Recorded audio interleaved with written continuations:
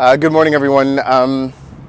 Listen, bear with me because I wanted to do this video. I felt inspired, and so just bear with me because I haven't formulated my thoughts about a situation that happened this morning while I was on my walk for my Canadian Timmies here.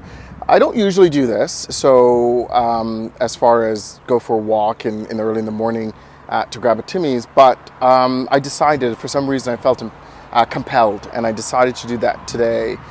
And it's interesting. So let me just back up the story. There's two things I want to talk about today.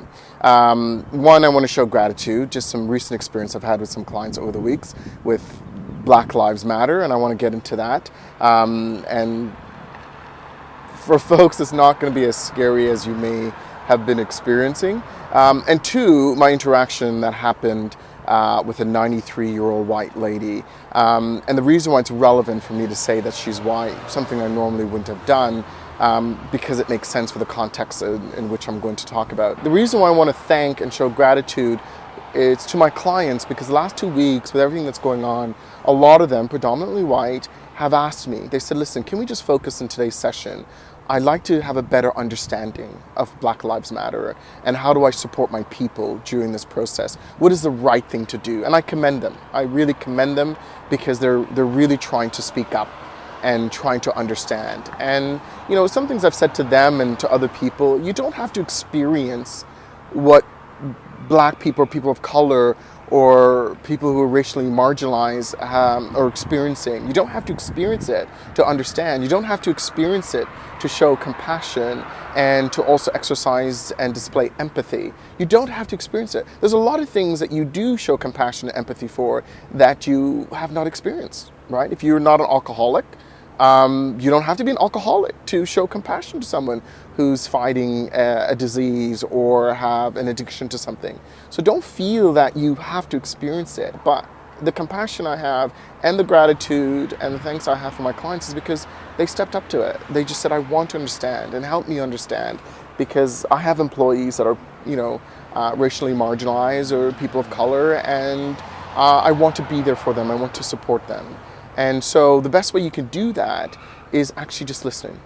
Just listen. Let them tell you their story. Let them tell you, if they want, let them tell you about growing up being followed in a store because people think you're shoplifting. Let them tell you about the countless times, they go to a place and people look at them differently, or they didn't get an advancement in an organization, and I've worked with those organizations too, right? You see on the front line, people of color, but at the head office, there's no one really of color. And if you do see someone of color, it's one or two people, right? It's just one or two people in some roles, not as senior, but that's what's happening, right? And so you may not be doing it deliberately, but that's what's happening. So let them share with you their story, if you would.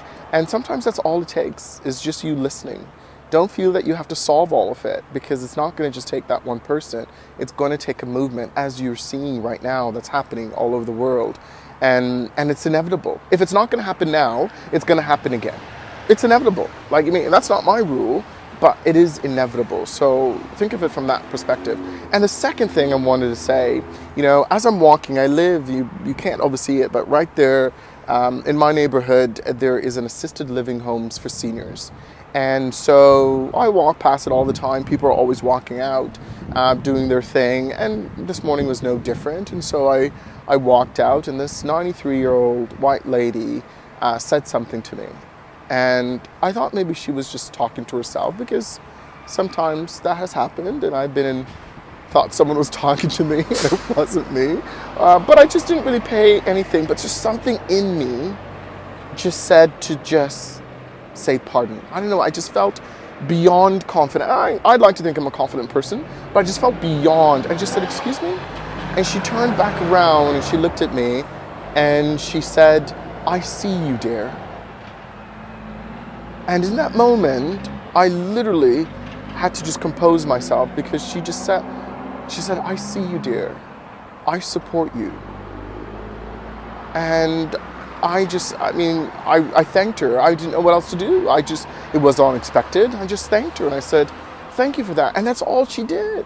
She didn't have to get into the details of it. I did ask. I said, I'm just curious. can I ask your name, right? And her name is Hazel. And she told me she's 93 years old. And she said, I thought we dealt with this already, but it doesn't look like we did. And so she wanted me to know that she sees me and she supports me. And that was it. Like, why did that impact me so much? Right? I didn't go out looking for that, but just hearing her say that. So I think those are things that you can do.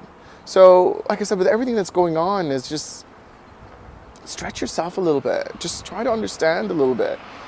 Because I think we have seen change can only come when we all feel it together. Like, look at this pandemic, how all of us came together. Look at all of the things that we have accomplished in our world because we've come together. So, like I said, I appreciate your patience as I was formulating my thoughts as I wanted to record it, but I just wanted to capture this moment and I wanted to share it with you guys because we don't know who's going to listen to it and we don't know who this is going to touch. And even if it touches no one, if it doesn't even go anywhere, I feel great that I said it out loud and I've recorded it. Because I'd like to look back at this one day and say, wow, do you remember that time? Like, look at that.